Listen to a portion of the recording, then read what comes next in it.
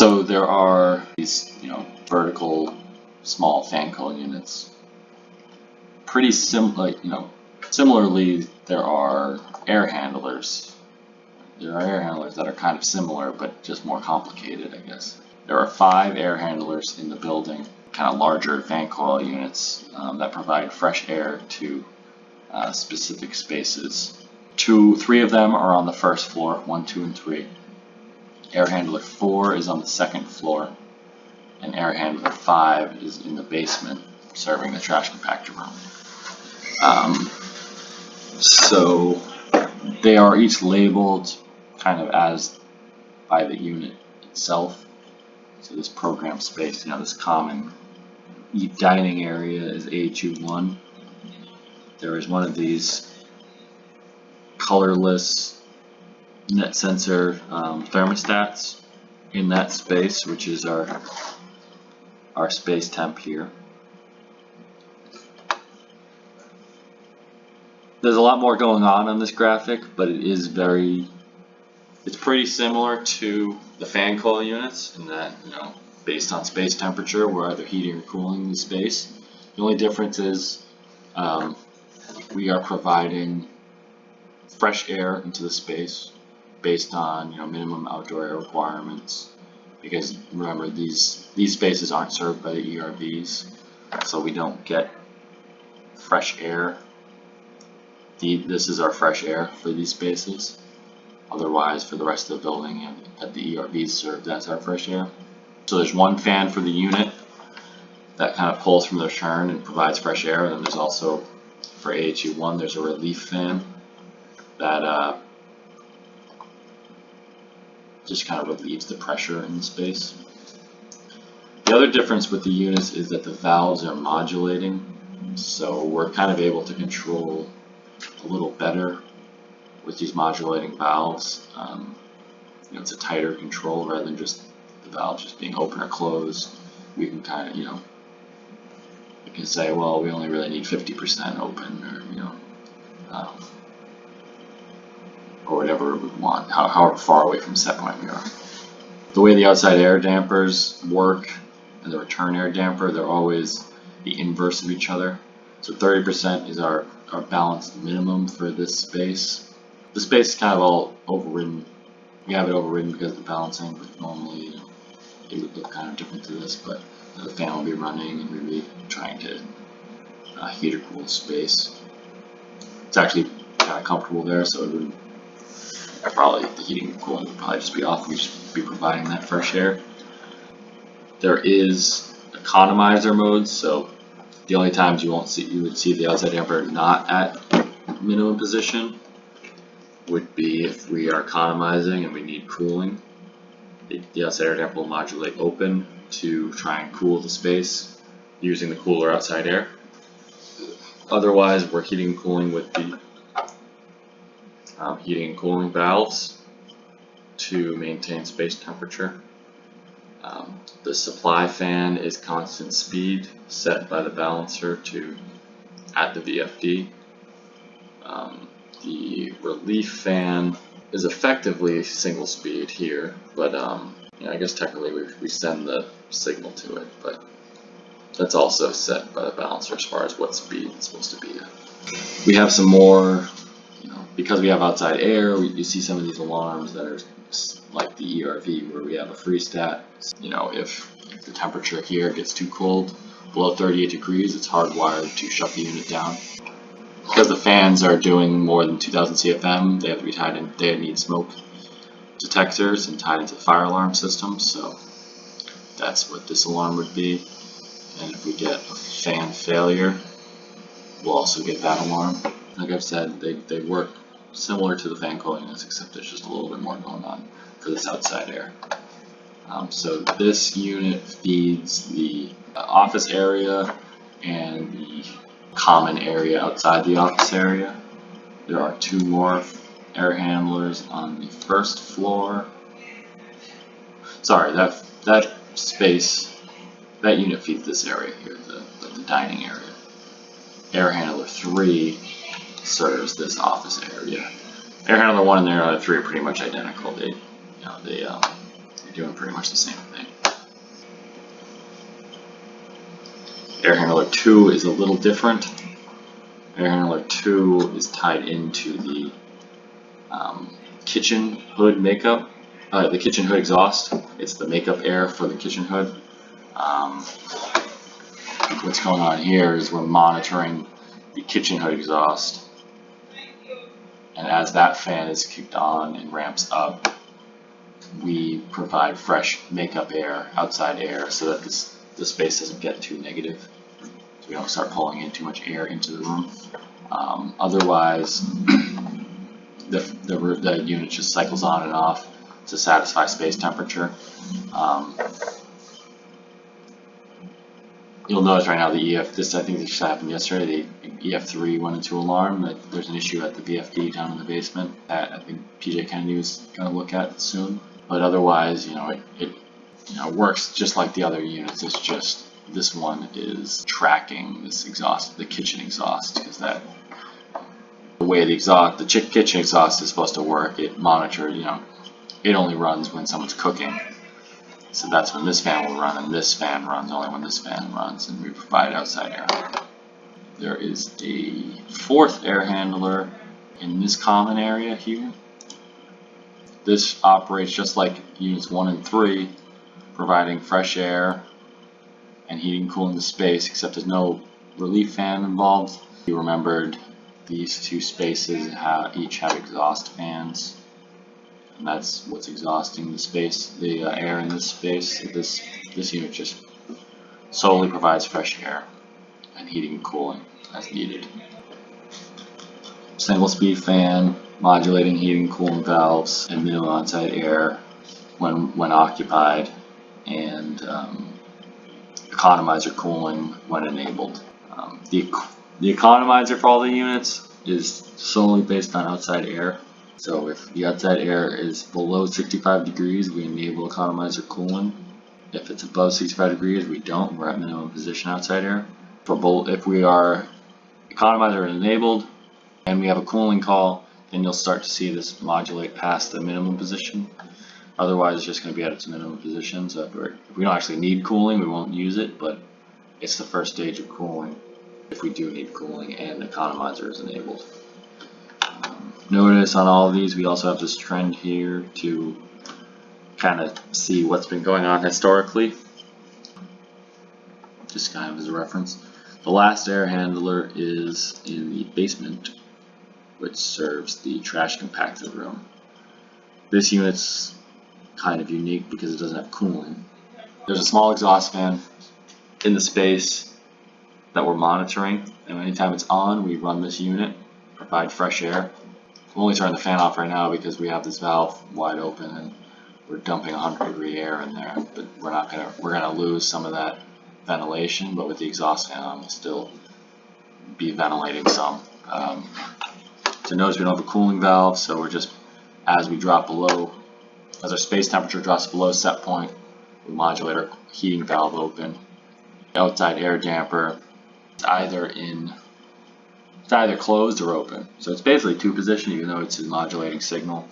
If that EF1 is operating, we are 100% outside air. If it's not, we are just doing recirc only, and the fan will only come on based on temperature. So remember, I just unoccupied it, so the fan's off. But otherwise, it operates similar, in a similar fashion to the other 4 units. It's just we don't have cooling. I guess it's more like it's pretty close to the kitchen makeup, where we have an exhaust system that we're monitoring, and we're providing outside air if it's running. And if not, we're just kind of cycling on and off to maintain temperature in space. Also on this page, you'll see the sump or pump alarm. We're monitoring the sump in that trash compactor room, and if there's an issue there with the pump, get the alarm here and through the alarm system on the alarm page.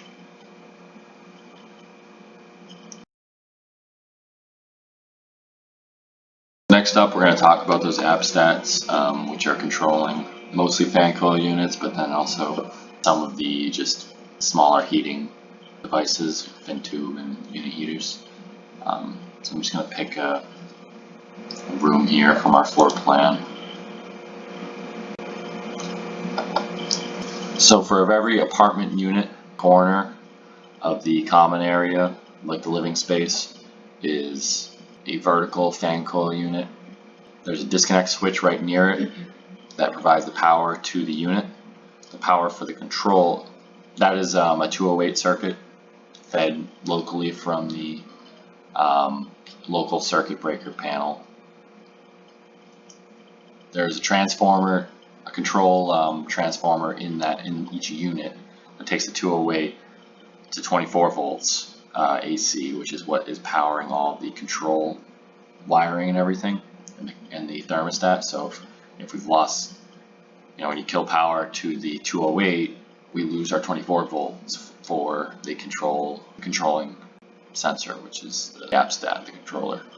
Every unit works pretty much identically. Like we've said in the heating chilled water videos, everything's a 4-pipe system. So we have both. We could potentially have both chilled water and heating water available at the same time. All of the thermostats, all of the thermostats are in auto. Right now they're all off because we're balancing. We don't want the fan to be running to just heat the spaces too much. But when you come here, all of the units, they're always occupied because it's a 24/7 living space. You have the space temp here.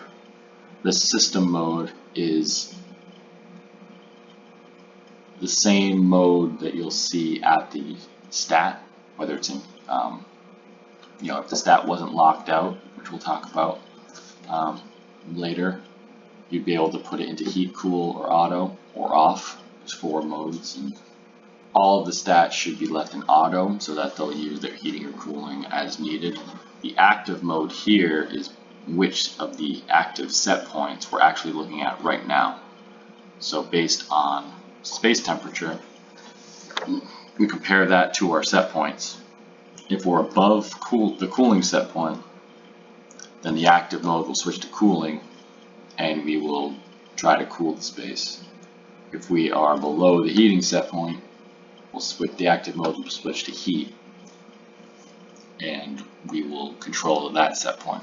If we're in between the two, it just stays as the last mode and we don't really do anything. It's just, we're satisfied because we're in between our 2 set points. The cooling set point should always be above the heating set point. The heating set point should always be below the cooling set point. Things don't really work if it's the other way around. In fact, there is a minimum difference between the 2 set points of 2 degrees. So if at any point the set points are adjusted so that the heating is above the cooling or the cooling is below the heating, whichever set point is adjusted, the heating or the cooling, the other one will be changed so that the heating is always 2 degrees at a minimum below the cooling. In addition to that, the cooling can never go below this set point here, which is currently 70 degrees. And the heating set point can never go above the heating set point, the maximum heating set point, which is 78 degrees. The idea here is, we don't want to allow the user to bring the cooling set point down to something that is never attainable. And the same with the heating. We don't want the heating to go up to 100 degrees, but we can't actually attain that. So basically what's going to happen is the unit's just going to run 24/7, and it's just not, it's just never going to be satisfied, and we don't want it to run all the time. As you can see here, the user is able to bring their heating set point as low as they want, because that doesn't actually really affect the operation of the unit. Effectively, this person is just turning off the heat in their room, which, it's pretty hot in there for them, so it makes sense that they've done this. If they ever do need heat later, they'll have to bring this up, but and similarly with the cooling they're allowed to bring the cooling up as much as they want, effectively shutting off the cooling if they go too high. We just limit them the minimum for cooling and the heating at a maximum. These other set points here don't have much meaning because we're never, this is kind of just a default graphic and layout for this controller. These rooms are never unoccupied technically, so we never cycle between occupied time to unoccupied time and back. These occupied cooling and heating set points are what are put in, are what our active set points will go to by default when we go from a change from unoccupied to occupied. So, say it was in a normal building, like an office building or something, and at 5 o'clock in the morning we're unoccupied, and then at 6 o'clock we go to occupied. At 6 o'clock the controller will update our active set points to be these two, the heating and cooling set point, and that's what it'll be until someone, a user goes and changes them. And then likewise, when the unit goes unoccupied, the set points will update to the active set points will update to the unoccupied heating and cooling set points. But like I said, for these apartment units, that doesn't really apply because they're always occupied, at least for now. The equipment that we have a 3-speed fan, cooling valve, and a heating valve. Unlike right here, only one of these will be active at a time. The heating and cooling should never be open at the same time. The fan starts at low speed when there's a call for heat or cool. When the controller is satisfied, the space is satisfied, and we're between our cooling and heating set points, the fan is off. As we go outside of our heating and cooling set points, actually 2 degrees, there's a 2-degree deadband there, so if we go 2 degrees above our cooling set point or 2 degrees below our heating set point, that's when the heating or cooling actually activate and the fan will kick on. The fan starts at low speed. If after a certain amount of time we still haven't been satisfied, the fan starts to ramp up to medium speed and then to high speed. If we do then satisfy the space, the fan then ramps back down to low speed. The valves close and the fan runs for an extra 2 minutes at low speed just to kind of dissipate all the temperature, the heating and cooling in the unit, and then the unit shuts down. We have a discharge sensor on each unit. That's basically just a status that the unit is properly heating and cooling. For heating, you'll see this go up into the 90s depending on how hot our heating water temperature is.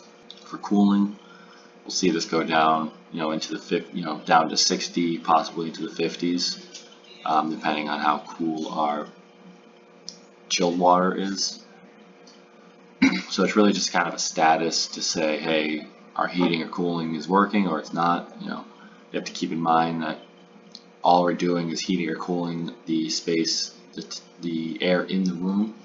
So if it's really hot in the room, then we can only cool that so much. So if it's 80 degrees and we're trying to cool, you might only see this get down to say 60 degrees or so. We have a 20-degree differential across the coil. So it's really just kind of feedback as far as, hey, all right, these valves are working or they aren't. These high and low limits, the original sequence called for limiting the heating and cooling if the discharge temperature got too hot or too cool, but that's since been removed. It's really just there to as like a status point, but not actually closing the valve. So we've left it on the graphic, but the valve won't close if either of those go active. Down in this bottom right hand corner, you'll see a trend of today, the space temperature for today. This can be adjusted. We'll talk about trends later, but this can be useful if you're just trying to look at what's been going on in a specific room for the past day or yesterday or something. You can change your time range here and look at kind of what's happened over the past however many hours, however you want to look at. So notice yesterday, while we were balancing, it got pretty warm in the room, and then immediately after balancing, we were able to maintain temperature again. So, you can use this to kind of troubleshoot. We can talk about what trends we have available and how we can use them later. But just to see basically at what time issues may have occurred or whatever, or if a tenant is saying, hey, it's really hot in my room, but it's actually 70 degrees, it can, help you kind of deal with issues that will arise. So by default, we're just showing the space temperature, but you can actually add in more as needed. Unfortunately, it's not easy to go directly to this room, so you actually have to kind of go in, and we'll go over this again later, but this is floor 15, unit 1510. So we can look at the cooling, the active cooling and heating set point of the discharge temperature, and look at that based our space temperature. So yesterday this person wanted it pretty warm, and then it got too warm, and they said, well, I don't want it to be 110. 110 is actually the limit. So I know I said before that they can go up as high as they want. They can only go up to 110, they can go down to 10. Respectively for the cooling and heating, just FYI. So basically this person said, I want to go all the way, I want to shut the cooling off, but then it got too warm, and I said, well, no, I want it to be, so they went down. So this person doesn't quite know how to use the thermostat, because all they're doing is just kind of jacking it up to the maximum or bringing it down to the minimum, and maybe a little bit of user training needs to happen at some point, but tenant user, but because if they actually want it to be 75 degrees in their room, they should just put it to 75, and then we can try and maintain that. But so it got down to 70 degrees, and we actually got down to pretty much set point, and right then they decided that they didn't want it to be 70 anymore, and they want it to be 110. So kind of use this just to however you want, but I think you get the idea. So on floors 3 through 19, this is the fan coil unit. So most of the spaces is just like this. This is the interface you'll use.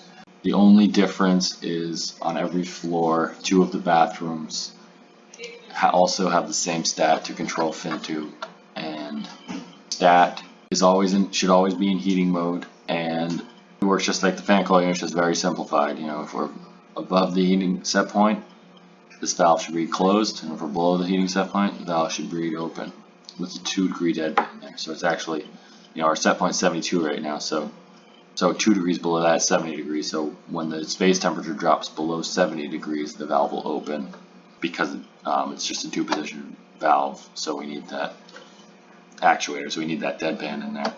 So at 70 degrees, we'll open the valve, and 72 is what we're trying to maintain. So once temperature gets back up to 72, or whatever the set point is, the valve will then close. So that's how we're trying to maintain that.